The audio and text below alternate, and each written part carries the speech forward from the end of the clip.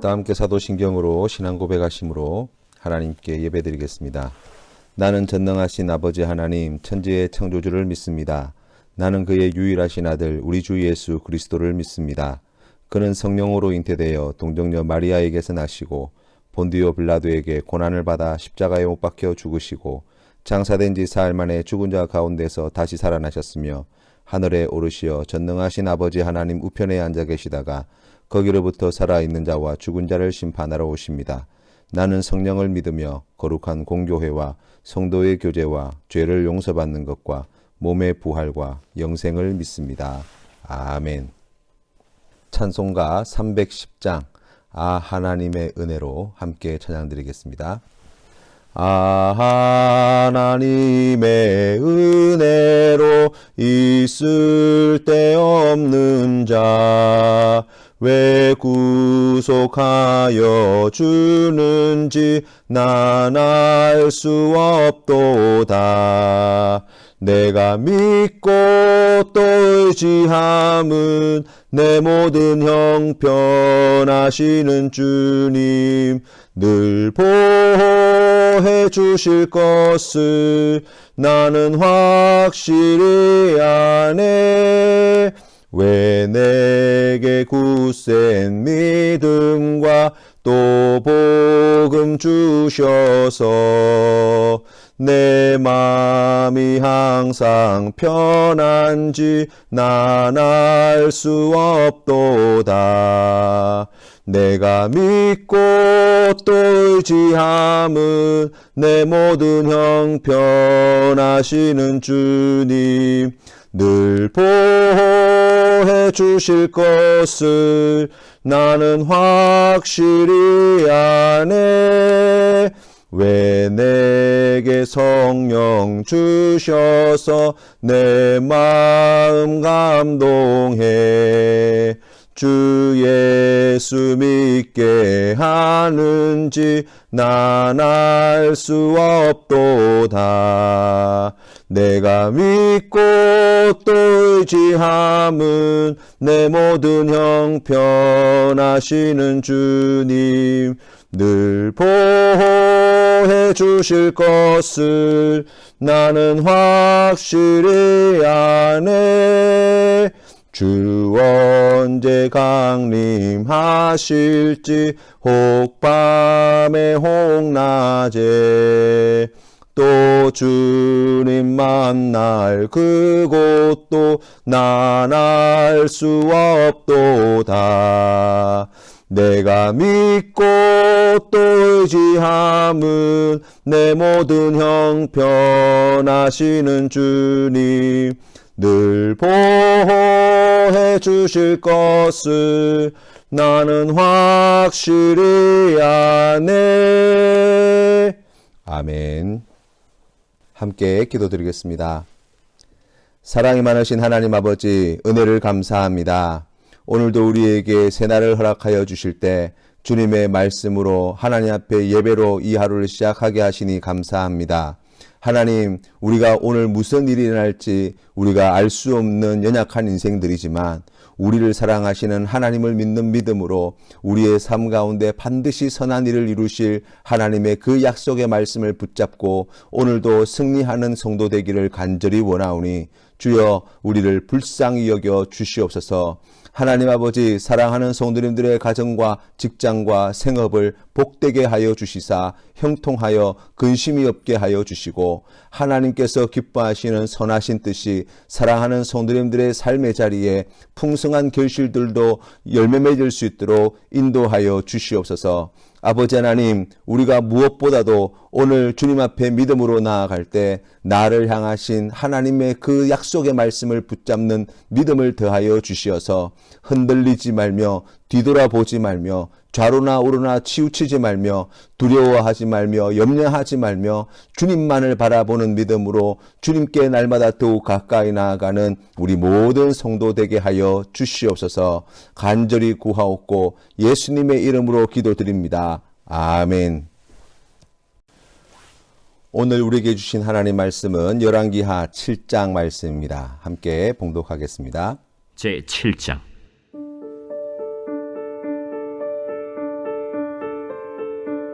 엘리사가 이르되 여호와의 말씀을 들을지어다. 여호와께서 이르시되 내일 이맘때에 사마리아 성문에서 고운 밀가루 한 사알을 한 세겔로 매매하고 보리 두 사알을 한 세겔로 매매하리라 하셨느니라. 그때에 왕이 그의 손에 의지하는 자 곧 한 장관이 하나님의 사람에게 대답하여 이르되 여호와께서 하늘의 창을 내신들 어찌 이런 일이 있으리요? 내가 내 눈으로 보리라. 그러나 그것을 먹지는 못하리라. 성문 어귀에 나병 환자 네 사람이 있더니 그 친구에게 서로 말하되 우리가 어찌하여 여기 앉아서 죽기를 기다리랴? 만일 우리가 성읍으로 가자고 말한다면 성읍에는 굶주림이 있으니 우리가 거기서 죽을 것이요, 만일 우리가 여기서 머무르면 역시 우리가 죽을 것이라. 그런즉 우리가 가서 아람 군대에게 항복하자. 그들이 우리를 살려두면 살 것이요 우리를 죽이면 죽을 것이라 하고 아람 진으로 가려 하여 해질 무렵에 일어나 아람 진영 끝에 이르러서 본즉 그곳에 한 사람도 없으니 이는 주께서 아람 군대로 병거 소리와 말 소리와 큰 군대의 소리를 듣게 하셨으므로 아람 사람이 서로 말하기를 이스라엘 왕이 우리를 치려하여 햇사람의 왕들과 애굽 왕들에게 값을 주고 그들을 우리에게 오게 하였다 하고 해질 무렵에 일어나서 도망하되 그 장막과 말과 나귀를 버리고 진영을 그대로 두고 목숨을 위하여 도망하였습니다. 그 나병 환자들이 진영 끝에 이르자 한 장막에 들어가서 먹고 마시고 거기서 은과 금과 의복을 가지고 가서 감추고 다시 와서 다른 장막에 들어가 거기서도 가지고 가서 감춥니다. 나병 환자들이 그 친구에게 서로 말하되 우리가 이렇게 해서는 아니 되겠도다. 오늘은 아름다운 소식이 있는 날이거늘 우리가 침묵하고 있도다.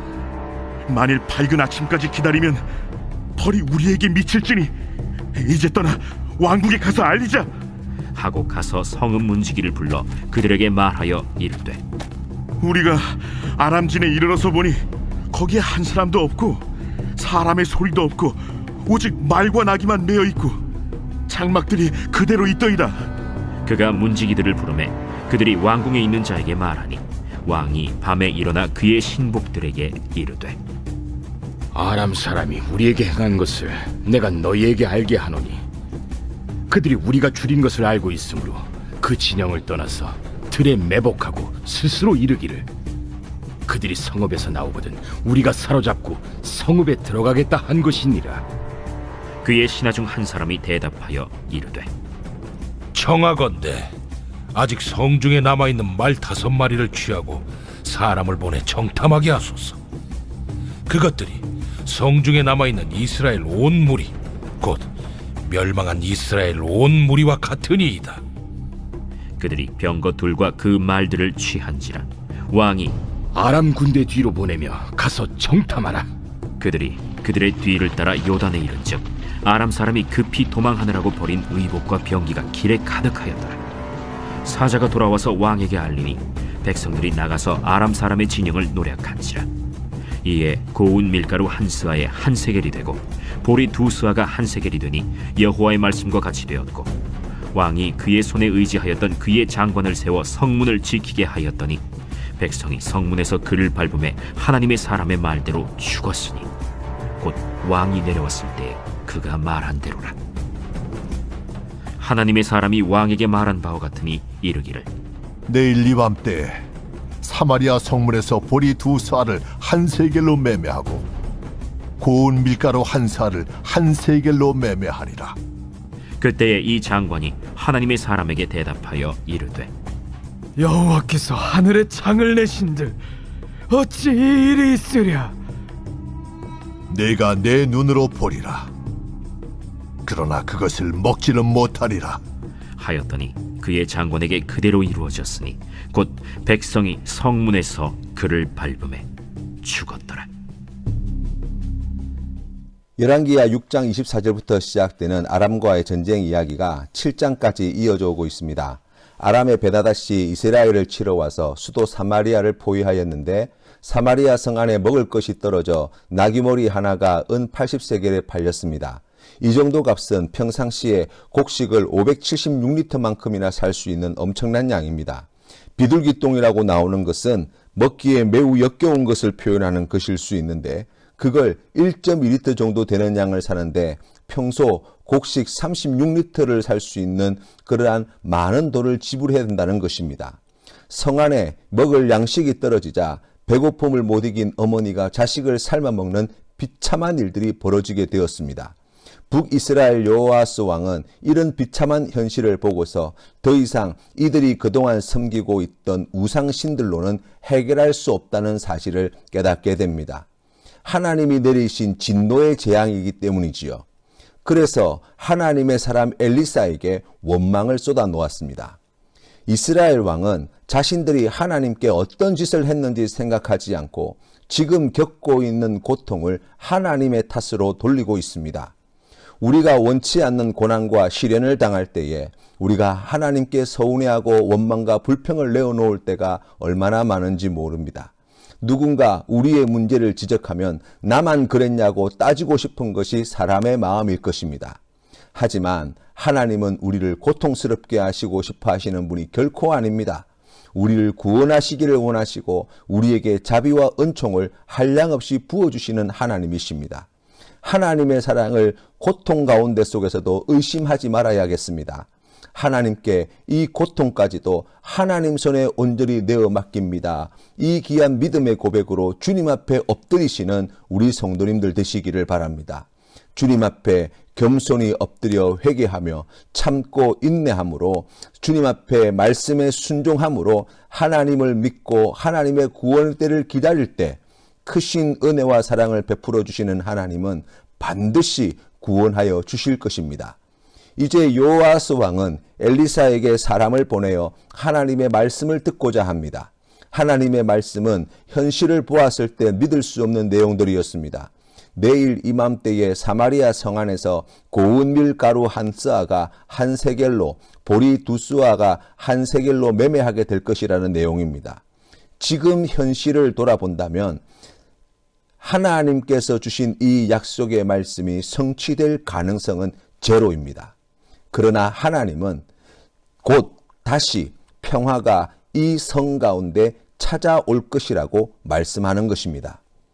예수님께서 잡히시고 십자가에 달려 죽으신 후 3일 만에 부활하셨습니다. 부활의 소식을 믿지 못했던 제자들은 문을 걸어 잠그고 숨어서 두려움에 떨고 있었습니다. 그곳에 우리 주님 찾아오셔서 제일 먼저 전한 말씀이 너희에게 평화가 있을지어다 였습니다. 히브리어로 샬롬이죠.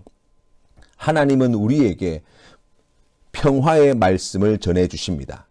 우리가 고난의 골짜기를 지날 때에 그 말씀이 믿어지지 않고 그 말씀이 이루어질 어떤 조짐이나 낌새를 알아지지 못해도 하나님은 우리를 위해 하나님의 평화를 이루어내시는 분이십니다.